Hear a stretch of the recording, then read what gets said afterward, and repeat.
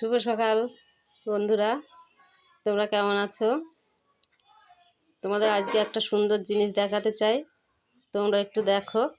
ছোট্ট পাখি কি সুন্দরভাবে বাসা বানাচ্ছে, 2 দিনের ভিতরে বাসাটা বানিয়ে ফেলেছে। খুব সুন্দর লেগেছে আমার, তাই তোমাদেরকে দেখাচ্ছি, দেখো।